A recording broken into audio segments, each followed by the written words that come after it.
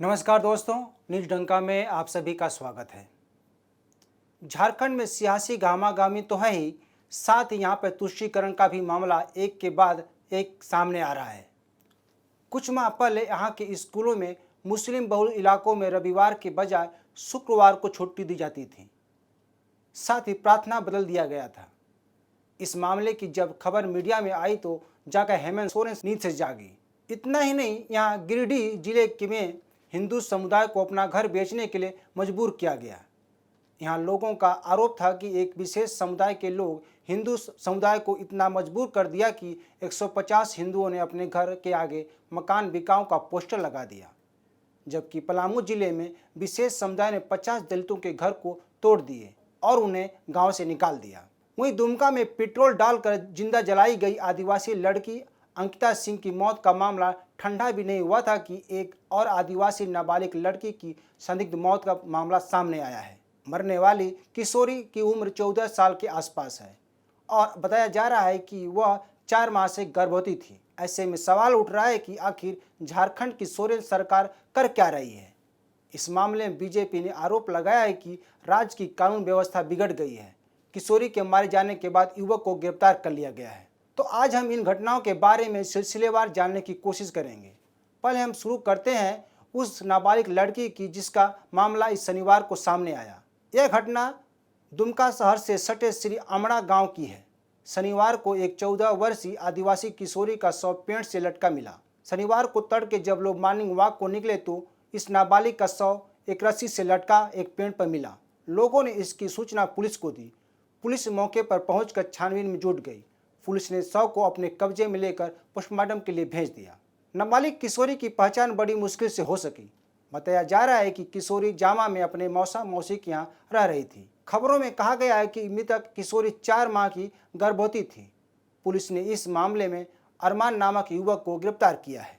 वहीं भाजपा नेता बाबूलाल मरांडी ने इस घटना को लेकर सोरेन सरकार पर हमला बोला है। उन्होंने सरकार से पूछा है कि राज्य में एक के बाद एक आदिवासी बच्चियों पर हो रहे अत्याचार का खात्मा कब होगा। जिहादी सुनिश्चित तरीके से संथाल के सांस्कृतिक ढांचे को कब्र खोद रहे हैं और सरकार कुंभकर्णी नींद में सो रही है। उन्होंने आरोप लगाया कि अरमान के जिहादी अरमानों का शिकार हुई यह संथाल आदिवासी बच्ची महज 14 साल की थी। इस मामले से लव जिहाद के इंटरनेशनल नेटवर्क से जुड़े होने की संभावना भी इनकार नहीं किया जा सकता। इस घटना से पहले झारखंड के दुमका में ही अंकिता को शाहरुख हुसैन नामक सनकी युवक ने जला दिया था। शाहरुख हुसैन अंकिता से दोस्ती करना चाहता था, लेकिन अंकिता हुसैन को कोई भाव नहीं दिया तो उसने अंकिता के ऊपर पेट्रोल डालकर उसके घर में ही जला दिया। इस मामले में शाहरुख और उसके दोस्त को भी गिरफ्तार किया है। बीजेपी नेता बाबूलाल मरांडी इस मामले में कहा था कि असा उल्लाह बांग्ला टीम और भारतीय उपमहाद्वीप टीम में अल-कायदा के लिए एक फ्रंट ग्रुप है। गैर मुस्लिम महिलाओं को निशाना बनाना और उन्हें इस्लाम धर्म अपनाने के लिए काम करता है। अंकिता के हत्यारे शाहरुख और उसके दोस्त मोहम्मद नईम अंसारी इस आतंकी संगठन से प्रेरित थे जो ब्लॉगर नाजिमुद्दीन सहमद की हत्याओं के लिए जिम्मेदार था। इन दोनों घटनाओं में लव जिहाद का एंगल सामने आ रहा है। लोगों का आरोप है कि राज्य की सोरेन सरकार विशेष समुदाय के युवक होने पर कार्रवाई करने से बच रही है। राज्य में ऐसी कई घटनाएं सामने आई हैं जिस पर सरकार कठोर कार्रवाई नहीं की है। सबसे बड़ी बात यह है कि कार्रवाई नहीं होने पर इस विशेष समुदाय के लोग मनमानी करते हैं, बार बार दूसरे समुदाय के लड़कियों को अपनी जाल में फंसाते हैं और उनके साथ गलत व्यवहार करते हैं। ऐसी ये घटना महाराष्ट्र के अहमदनगर के श्री रामपुर की है, जहां मुस्लिम समुदाय के युवकों को हिंदू समाज की लड़कियों को फंसाने के लिए बाइक के साथ रकम देने का मामला सामने आया था। हिंदू समुदाय के अलग अलग समाज से आने वाली लड़कियों के लिए रेट तय किया गया था। यह मामला तब खुला जब एक नाबालिग लड़की के साथ मारपीट और प्रताड़ित किया गया। कहने का मतलब यह है कि मुस्लिम समुदाय हिंदू लड़कियों को अपनी जाल में फंसाते हैं और उनका शोषण करते हैं। अगर कोई लड़की उनकी बात नहीं मानती हो तो उनकी निजी फोटो और तस्वीरें सोशल मीडिया पर डालने की धमकी दी जाती है। ऐसे युवकों को फंडिंग की जाती है, उनके जरिए समाज में तनाव पैदा किया जाता है। ऐसे युवकों के आतंकी समुदाय से संबंध होने के भी मामले सामने आए हैं। वहीं तीसरी घटना में भी झारखंड सरकार की पोल खोलती है। इस बात से साफ हो जाता है कि कैसे लोग सेकुलर के नाम पर जनता को छलते हैं। पिछले दिनों यहाँ के पलामू जिले में मुस्लिम समुदाय ने करीब 50 दलित परिवारों को उनके गांव से निकाल दिया।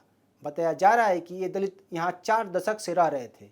घटना के सामने आने के बाद मरुमातू गांव के 1 किलोमीटर दूर टोहरी पहाड़ी इलाके में पुलिस ने डेरा डाल दिया है। इस घटना के सामने आते ही पुलिस ने इस संबंध में 12 लोगों के खिलाफ नामजद और 150 अज्ञात लोगों के खिलाफ फौजदारी का मामला दर्ज किया है। इस घटना पर झारखंड के राज्यपाल रमेश बैस ने चिंता जताई थी। राज्यपाल ने प्रशासन को इस सभी 50 दलित परिवारों को इसी गांव में बसने के निर्देश दिए हैं। बता दें कि मुसहर जाति से ताल्लुक रखने वाले सभी परिवार पिछले 4 दशक से इस गांव में रह रहे थे। इससे पहले भी मुस्लिम समुदाय के आतंक से गिरिडीह जिले में हिंदू समुदाय ने अपने घर के सामने मकान बिकाऊ है का पोस्टर लगा दिया था। यहाँ के लोगों का आरोप था कि एक विवाद होने पर प्रशासन एक तरफा कार्रवाई की थी, जिससे लोग नाराज थे।